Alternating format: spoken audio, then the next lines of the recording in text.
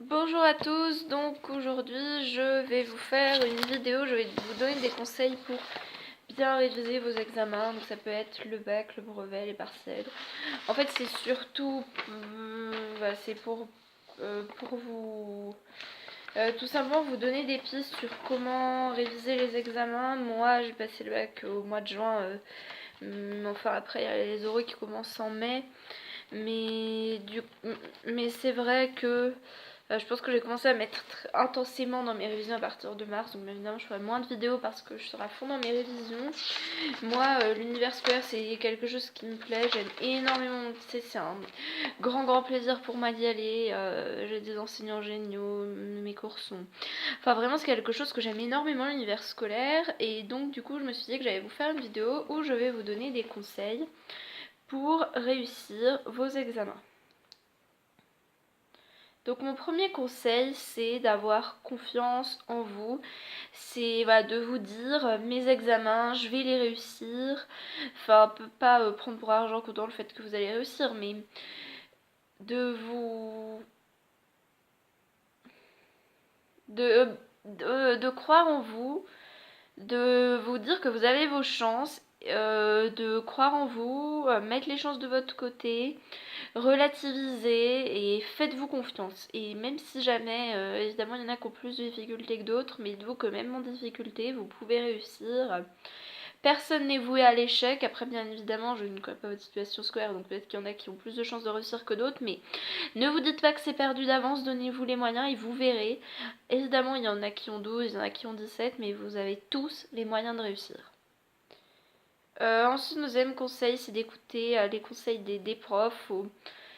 Faut pas se dire que, en fait, il faut vraiment tenir compte des conseils des profs. Par exemple, s'ils vous proposent des sujets ou des exercices en ligne, essayez de les faire, et puis chaque prof peut vous donner un moyen pour réviser. Je sais que moi dans mon lycée ils révisent parfois avec les élèves, les profs, enfin vraiment allez les voir. Si vous savez pas comment organiser vos révisions, demandez-leur. Moi par exemple les profs m'ont conseillé de faire des fiches, du coup maintenant je fais des fiches. Donc vraiment allez voir les profs, dites-leur qu'est-ce que je fais pour réviser. Et après du coup vous... ce que j'avais fait pour le bac de français et sciences, j'avoue que ça a très bien marché parce que en sciences, jamais été extrêmement douée en sciences, et pourtant au bac j'ai eu 17, qui est vraiment la meilleure note que j'ai eue. C'est parce que j'ai suivi les conseils des profs et écoutez les conseils des profs et faites ce qu'ils vous disent de faire. Dites-vous qu'ils ont des élèves depuis très longtemps qui savent que vous êtes qui savent qui comprend le fait qu'on soit stressé par les examens et qu'on ait envie de réussir. Donc vraiment, allez les voir, vous n'allez pas le regretter.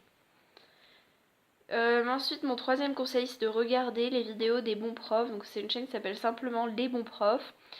Ils font des vidéos de 2-3 minutes pour reprendre le contenu d'un examen, le contenu d'un point d'un cours, pardon. Et ils font également il faut aussi des vidéos sur comment se préparer aux examens, comment être prêt. Chaque prof fait une vidéo pour leur matière respective, sur comment gérer son temps pendant l'épreuve, comment aborder l'épreuve. Donc vraiment, regardez les vidéos des bons profs, ils expliquent extrêmement bien. Vraiment très bien.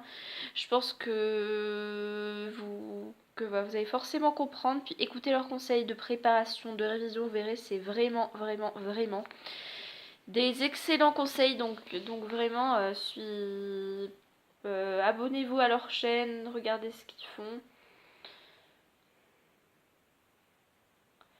Ils font que en lycée, mais vraiment, si vous passez le bac, regardez les vidéos des bons profs. Moi, je fais une playlist par matière avec des vidéos des bons profs, de DigiSchool aussi, mais vraiment, cherchez des vidéos qui reprennent les points importants du programme du bac ou du brevet. Enfin, vraiment, euh, regardez leurs vidéos.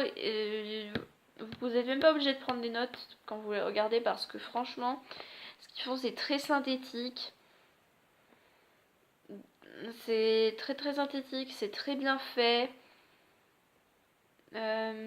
Donc vraiment, regardez-les. Surtout, vous avez des difficultés sur un point, ils reprennent tout. C'est vraiment très très bien.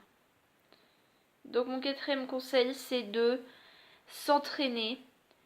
C'est-à-dire de faire des exercices, de refaire les sujets des années précédentes. Surtout, surtout, surtout, apprenez votre cours, bien sûr, mais vraiment, vraiment, vraiment, entraînez-vous, c'est ça le plus important. Regardez des sujets de l'année dernière, faites-les. Et puis après, ça dépend du temps que vous avez. Quand vous avez beaucoup de temps, faites-les entièrement. Vous n'avez pas trop de temps, vous pouvez simplement vous dire quelles idées j'aurais pu mettre. Vous pouvez regarder les bons profs, ils font justement parfois des sujets. Donc vraiment, vraiment, vraiment, user, abuser des exercices parce qu'on vous demande pas simplement de connaître, qu'on vous demande surtout de savoir mettre en application, savoir prouver en fait que vous allez réutiliser votre cours. Donc vraiment, il suffit pas d'apprendre votre cours. Enfin, quand vous avez des cours, je conseille de relire les cours que vous avez eu dans la journée, l'avant-veille d'un test, la veille d'un test, puis relire également régulièrement vos fiches. Donc ça, vous le faites, mais faites un maximum d'exercices et d'annales. Faites pas des exercices bateaux qu'on peut vous demander en test de connaissance, de rendre des exercices qu'on va vous donner dans les examens, comme ça vous en aurez fait beaucoup, et puis vous pourrez tomber sur des sujets très similaires. Donc plus vous aurez fait de choses, et plus vous aurez de chances de tomber sur un sujet dans lequel vous êtes à l'aise. Ensuite, mon cinquième conseil, c'est de tout préparer. On va préparer son réveil, mettez plusieurs réveils. Mettez plusieurs réveils, faites photocopier votre convocation en plusieurs exemplaires. Évidemment, votre pièce d'identité, vous ne pouvez pas la faire photocopier, mais rangez-la. Après, je ne sais pas si vous voyagez beaucoup, si vous faites beaucoup de choses, ou vous avez besoin de votre carte d'identité. Assurez-vous de toujours la laisser au même endroit, histoire de ne pas vous rendre compte que vous êtes obligé de refaire vos papiers un mois avant l'épreuve. Et de recevoir une nouvelle carte 2 jours avant, parce que il n'y a rien de plus stressant. Donc vraiment préparez tout ça pour que vous ayez qu'à vous concentrer sur votre épreuve, sur vos examens, pour que tout soit bien prêt.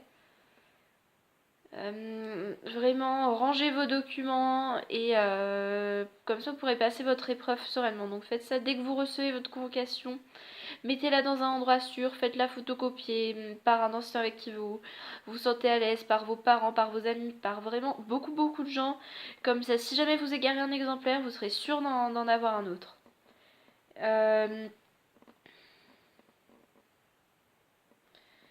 Ensuite, mon conseil, c'est de trouver le bon équipe, c'est-à-dire que stresser, mais pas trop. Enfin, le stress parfois c'est bénéfique, donc faut stresser quand même un petit peu. Enfin, je sais pas comment dire, parfois le stress peut être bénéfique, surtout dans les examens, parce que c'est vrai que c'est des examens qui vont avoir des incidences sur une vie future, que le fait que c'est plus grave de se planter un examen qu'un devoir normal, donc il faut en avoir conscience. Donc essayez quand même d'avoir une pression minimum pour vous dire effectivement il faut que je travaille, c'est pas juste un truc comme un autre, il faut que je me donne les moyens, ça tombe pas du ciel.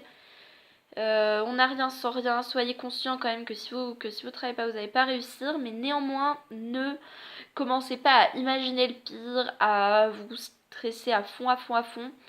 À la fois, soyez conscient des enjeux. Donc, mettez-vous un peu à pression, histoire de savoir que c'est un examen et que vous devez absolument vous donner les moyens de réussir.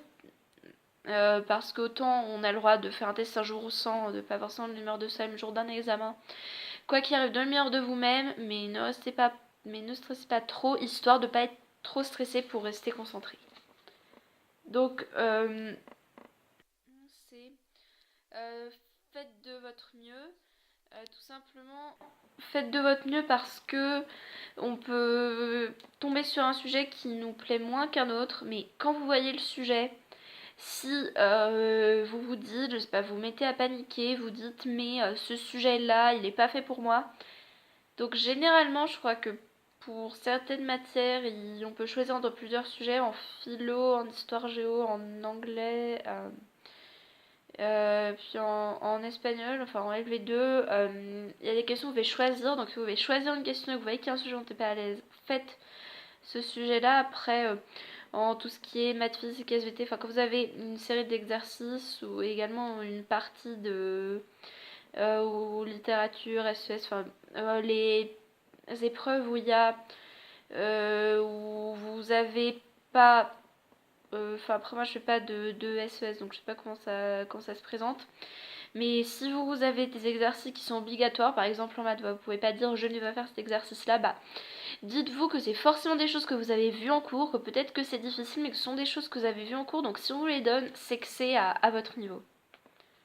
Et je dis pas ça juste pour vous rassurer, je vous assure que les taux de réussite au brevet c'est 90%, au bac c'est 75%, et puis après il y a des concours qui ont très peu de réussite, donc là je parle pas vraiment des concours puisque j'ai pas réellement expérimenté ça, donc je parle plus de tout ce qui est collège lycée parce qu'effectivement dans les concours il y a peut-être un peu moins de chances de réussir, mais vraiment dans les... Dites-vous que c'est des examens qui sont à votre portée, que tout le monde passe quel que soit le métier qu'on fait après, donc vraiment vraiment vraiment faites de votre mieux, et même si vous n'êtes pas à l'aise dans le sujet, faites de votre mieux, restez jusqu'à la fin, grappillez les cartes de points, faites tout ce que vous pouvez, parce qu'il vaut mieux tout donner, avoir 8 à une épreuve et au final avoir 12 de manière générale que tout laisser tomber, avoir 2 à une note et que ça foute en l'air la note finale. Donc vraiment, vraiment donnez-vous à fond, vous dites pas c'est qu'un exercice, qu'une matière, vraiment tout est important, donc ne laissez rien à la trappe. Donc sinon ne faites pas d'impasse aussi, quand vous révisez ne vous dites pas ça c'est ça a plus ou moins de chances de passer. Par contre quand même s'il y a un sujet où vous êtes pas à l'aise, que vous pensez qu'il a plus de chances de tomber d'après les pronostics, etc., bah vous pouvez effectivement, en fait, ne vous occupez pas du tout des pronostics, en faites pas d'impasse, mais retravaillez plus là où vous avez des difficultés, c'est-à-dire que là, les sujets où vous vous sentez à l'aise, bah relisez simplement 2 jours avant l'épreuve, ou la veille de l'épreuve, vos cours, quand vous avez vos cours, etc. Mais s'il y a une thématique dans laquelle vous ne vous sentez pas à l'aise, bah travaillez-la à fond, à fond, à fond, à fond, et les thématiques où vous vous sentez à l'aise, relisez juste, histoire de justement, parce que parfois, je sais qu'on dit, mais on dit de pas faire d'impasse, pas tout apprendre, mais justement, apprenez au fur et à mesure de l'année, comme ça, ce n'aura que des révisions, et vous aurez qu'à revoir les derniers chapitres de l'année, et ne... En fait, apprenez au fur et à mesure de l'année, puis les derniers chapitres, travaillez-les un peu plus, puis retravaillez là où vous êtes en difficulté, puis ensuite retravaillez d'une façon générale, et faites-vous un planning, mais divisez le nombre de jours de votre planning par le nombre de chapitres, bah, faut faire un demi ou plusieurs chapitres par jour, mais faites une division qui comprenne forcément tout. Il vaut mieux se dire ce sujet-là je maîtrise mieux que celui-là que se dire ce sujet j'ai absolument pas étudié. Ne faites pas d'impasse, genre vraiment faites aucune impasse.